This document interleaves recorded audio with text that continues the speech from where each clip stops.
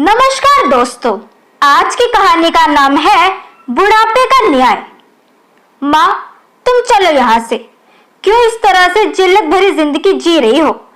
पता नहीं तुम समझती क्यों नहीं इस बात को कि बड़े भाई और भाभी को 6 महीने से ज्यादा रहने पर तुम खटकने लगती हो।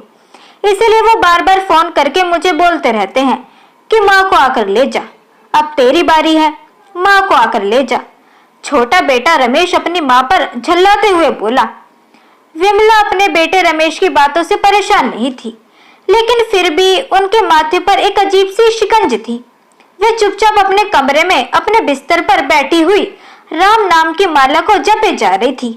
65 वर्षीय विमला, जिनके पति का देहांत 3 साल पहले हार्ट अटैक के कारण हुआ था, अपने पति के जाने के बाद अपने आप को बहुत अकेला महसूस कर रही थी।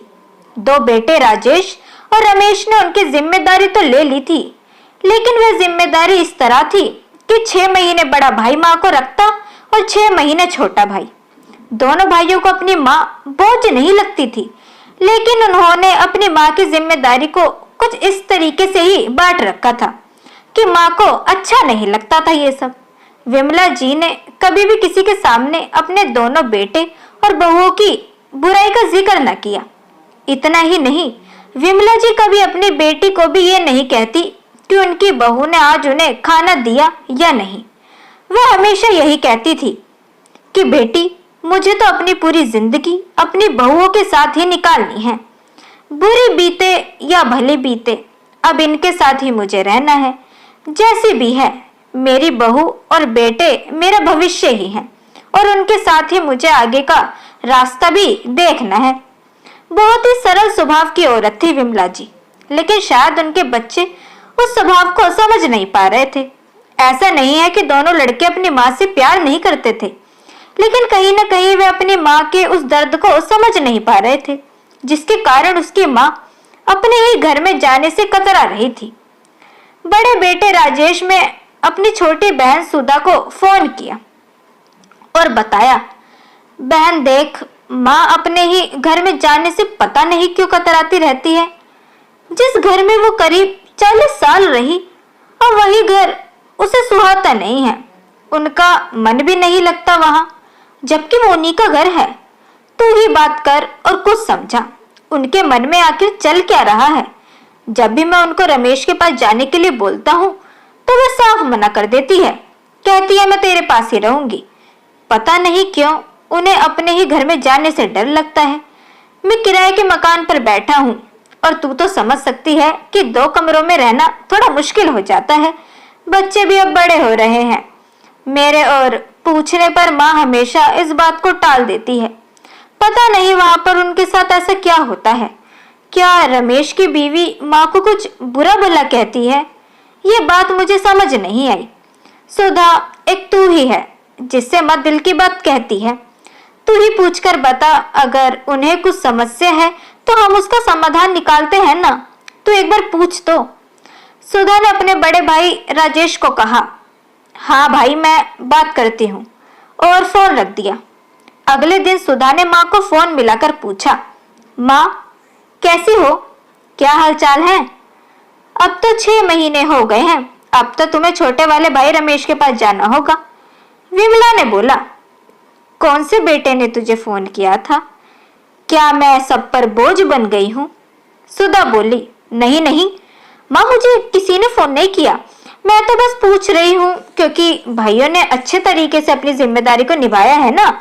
ना तो छोटे वाले भाई को बुरा लगेगा, ना ही बड़े वाले भाई को बुरा लगेगा, इसलिए मैंने पूछ लिया।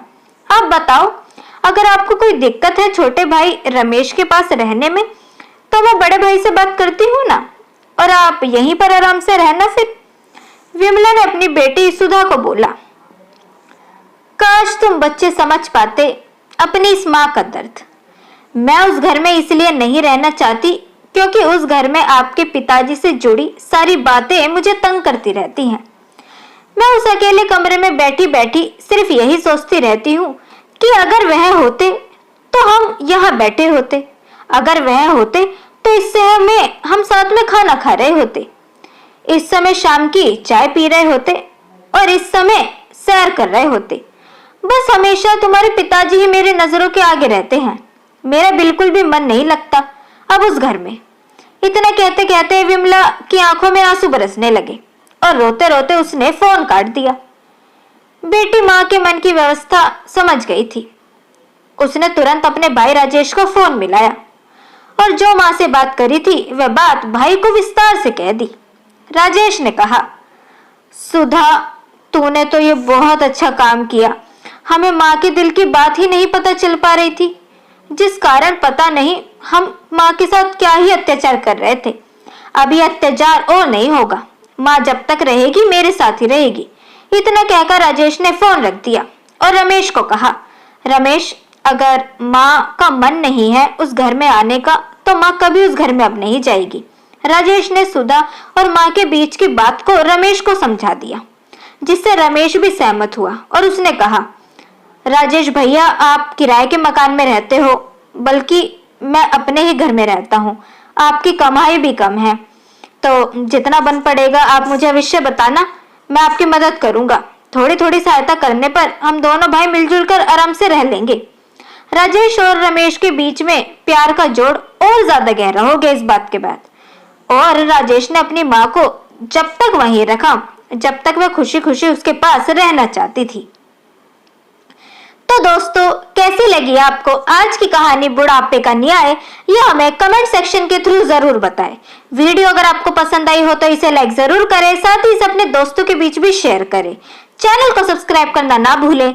मिलते हैं आपसे अगली वीडियो में, तब तक के लिए गुड बाय।